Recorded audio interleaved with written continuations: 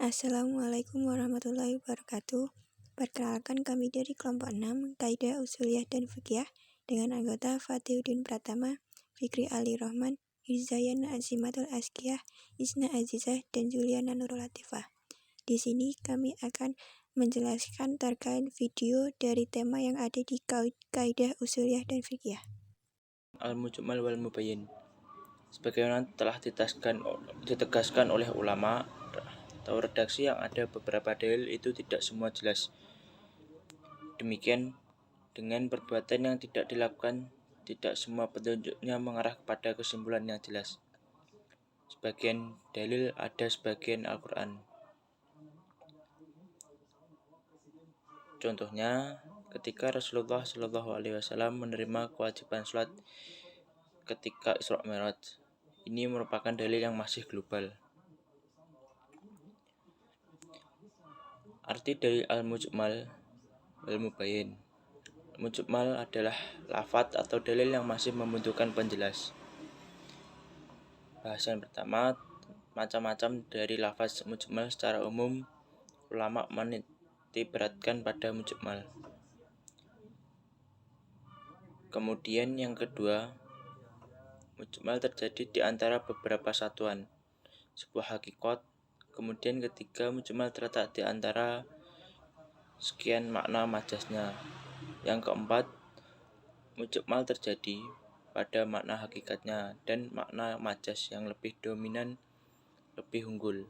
Saya akan melanjutkan materi yang selanjutnya, yaitu materi yang saya akan bawakan adalah majma'ul isbabil iqlal. Majma'ul isbabil iqlal yaitu ketidakjelasan itu karena ada beriklal.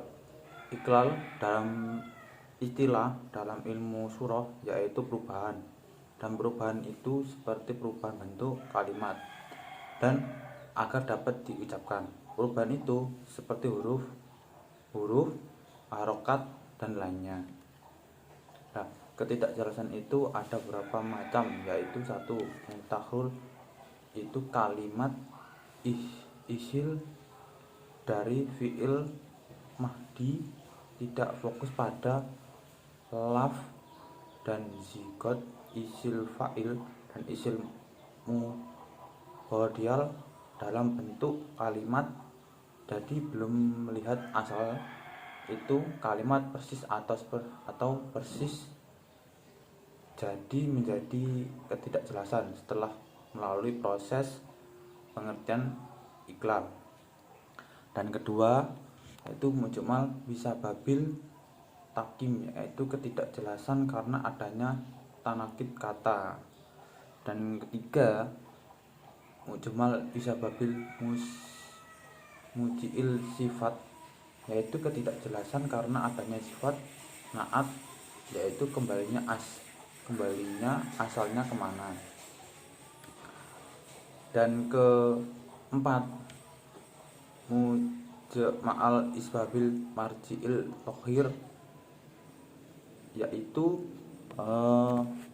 kata yang tidak jelas karena kembalinya tohir, karena rujuk tohir kemana atau ma'il tohir kemana. Dan yang kelima, mujma'il bisa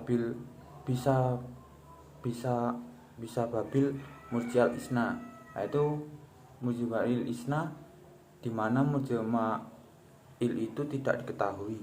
Dan yang terakhir adalah mujma'il bisa babil timal hafi'il filmah, yaitu ketidakjelasan karena sebab kemungkinan huruf diasalkan ke beberapa makna.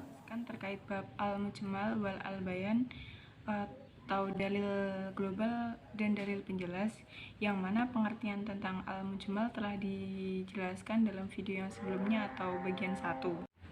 Mubayyin adalah lafaz yang mengeluarkan dalil dari sisi ketidakjelasan, sisi kemuskilan menuju sebuah penjelasan.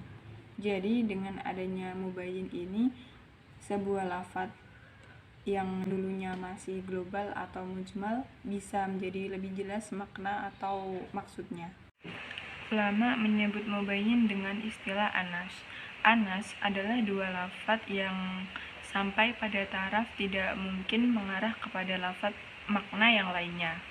Contoh gambaran singkatnya, ketika disebutkan lafaz Zaidun, maka maknanya itu untuk Zaid, tidak mungkin mengarah kepada yang lain. Zaid, ya Zaid. Tidak mungkin tiba-tiba lafaz Zaidun itu melenceng kepada lafaz yang lain. Secara umum, mubayin itu dibagi menjadi 5 bagian. Pertama, al-bayan bil qaul atau penjelasan berupa ucapan. Ada kalanya ucapan tersebut datang dari Allah Subhanahu wa taala, contoh pada Al-Baqarah ayat 69 akhir. Kemudian ada kalanya penjelasan tersebut datang dari Nabi, contoh pada hadis Nabi tentang hasil bumi yang pengairannya dengan air hujan, maka zakatnya per 10%-nya. Ini merupakan penjelasan dari ayat, terjemah ayat, maka berikanlah haknya ketika kalian memanennya. Kemudian al-bayan bil fi'ali, penjelasan berupa perbuatan Nabi, sebagaimana Nabi SAW mencontohkan sholat, wa aqimus sholata, dan tunaikanlah sholat. Ini kemudian diperjelas dengan hadis Nabi yang lain, shollu kama ra'aitumuni usolli, sholatlah sebagaimana kalian melihatku sholat. Kemudian al-bayan bil kitab, penjelasan berupa tulisan. Terkadang Nabi menjelaskan sebuah itu menggunakan tulisan kepada pihak yang lain. Biasanya terjadi karena jarak tempuh antara penjelasan dengan si penerima penjelasan itu jauh. Contoh, Nabi menulis surat kepada Ahlul Yaman mengenai kadar zakat. Kemudian al-bayan bil isyarah, penjelasan berupa gerakan tubuh atau isyarat. Misal, Nabi menjelaskan jumlah hari dalam 1 bulan dengan asyharu hakada sambil menunjukkan jari kedua tangan beliau sebanyak 3 kali. Yang mana maksud dari jumlah hari dalam 1 bulan itu 30. Di sini saya akan menjelaskan lanjutan video pembahasan dari teman saya tadi, yaitu saya akan membahas tentang al-bayanu fi at-takbih. Apa itu al-bayanu fi at-takbih? Al-bayanu fi at-takbih itu adalah sebuah cara atau sebuah penjelasan dengan cara mengingatkan. Penjelasan dengan menggunakan beberapa makna ilat dan beberapa makna ilat, di mana syariat yang menjelaskan makna ilat itu adalah atas penjelasan sebuah hukum. Menjelaskan sesuatu hal dengan menyebutkan ilatnya. Ilat inti persoalan yang ditanyakan bagaimana hukumnya, dan al-bayanu fi at-takbih ini lebih menjelaskan atau lebih mengedepankan penjelasan ilat alasan daripada latar belakang adanya sebuah hukum. Contoh dari al-bayanu fi at-takbih ini seperti hukum membeli kurma. Jadi hukum membeli kurma itu terletak pada ilatnya, apakah terdapat bobot yang sama atau seimbang antara kurma kering dan juga kurma basah. Apabila kedua perkara tersebut tidak seimbang, maka hukumnya adalah haram. Kemudian terdapat penjelasan bagaimana terdapat pertanyaan atau penjelasan seperti ini. Bagaimana jika terdapat dalil yang bertentangan atau dalil penjelas yang bertentangan? Dalam prakteknya, dalil penjelas itu tidak tunggal. Secara umum ada 2, yaitu dalil penjelas sebagai ucapan dan sebagai perbuatan. Jika kedua dalil tersebut sama, maka yang dipakai adalah dalil yang pertama kali turun. Dalil yang pertama kali turun itu disebut sebagai statusnya yaitu mubayyin. Sedangkan dalil yang turun terakhir itu sebagai muakid, yaitu dalil sebagai penguat. Nabi melakukan haji qiron, kemudian Nabi melakukan tawaf 2 kali dan sa'i 2 kali. Menurut dari penjelasan Nabi, kalau apabila berdasarkan dari bayan kauli cukup 1 kali, maka dipakai adalah al-kauli, yaitu didahulukan penjelasan ucapan. kesimpulannya, orang yang berhaji qiron, orang yang berikhram sekaligus haji dan umrah, maka tawafnya dan sa'inya itu cukup 1 kali saja untuk keduanya. Nah, dalam prinsip ini dimenangkan ucapan, bukan penjelasan berupa perbuatan. Maka statusnya dilihat dari apabila perbuatan itu lebih akhir datangnya, maka dianggap sebagai kesunahan, bukan kewajiban. Dan apabila datangnya akhir penjelasan kauli, status ucapan itu dinasa atau hanya untuk merevisi dari penjelasan yang ditunjukkan dari Nabi. Nah, 2 dalil penjelasan tersebut dapat dilihat sama memberikan kesimpulan tentang hukum yang tunggal, tidak berbeda. Maka yang statusnya mubayyin adalah yang pertama kali turun, dan yang kedua sebagai penguat. Kalau keduanya bertentangan, kedua dalil tersebut bertentangan, maka yang dipakai adalah bayan kauli atau penjelasan secara ucapan. Kemudian adalah maradibul bayan, atau disebut juga dengan penjelasan dalil. Nah, maradibul bayan ini dibagi menjadi 5 tahapan. Nah, yang pertama itu adalah penjelasan yang berupa nas Al-Quran yang dapat difahami oleh orang awam dan orang yang khusus, atau semua orang bisa memahami lah. Contohnya penjelasan nas Al-Quran tentang haji tawadhu. Nah, penjelasannya itu sudah jelas,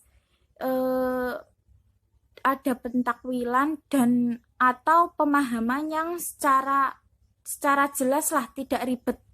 Jadi dapat difahami. Yang kedua adalah penjelasan nas Al-Quran yang hanya difahami oleh orang khusus atau ulama-ulama khusus saja. Contoh dalam penjelasan tentang wudhu. Nah, hanya orang-orang khusus dapat memahami apa yang dimaksudkan. Kemudian seperti kayak ulama disampaikan kepada orang-orang. Nah, yang ketiga adalah dari mubayyin. Bayannya itu datang dari hadis Nabi yang menjelaskan dalil yang global dari Al-Quran. Nah, contohnya itu adalah penjelasan tentang sholat. Nah, dalam Al-Quran itu adalah seperti yang aqimus sholat, kemudian lebih dijelaskan, dirincikan dalam hadis. Nah, yang keempat itu adalah penjelasan mubayyin yang menjelaskan sisi global dari sisi hadis yang lain. Nah, kemungkinan dari hadis ke hadis yang lain. Yang kelima itu adalah bayan yang diambil dengan kias yang bersumber dari Al-Quran dan hadis. Kemudian al-mubayyanlah sasaran orang. Nah, mubayyan itu mempunyai sasaran yang dinamakan adalah mukallaf. Nah, orang yang dikenai sasaran oleh mubayyan itu ada banyak macamnya. Nah, antara lain adalah yang pertama itu penjelasan dari manusia untuk diamalkan. Dan kemudian yang kedua itu penjelasan yang hanya difatwakan, bukan untuk diamalkan saja. Contohnya adalah hukum haid. Nah, itu kan harusnya perempuan. Nah, kemudian dijelaskan kepada laki-laki itu di situ agar mereka itu bisa memberikan informasi atau memberikan dakwahnya ke perempuan yang belum mengerti tentang haid. Dan yang ketiga adalah penjelasan yang tidak untuk diamalkan dan tidak untuk difatwakan, dan itu hanya sebagai hanya dapat diambil contohnya atau pembelajaran yang disampaikan tersebut. Contohnya adalah kitab-kitab Nabi terdahulu dan mungkin penjelasan dari sahabat-sahabat Nabi saja.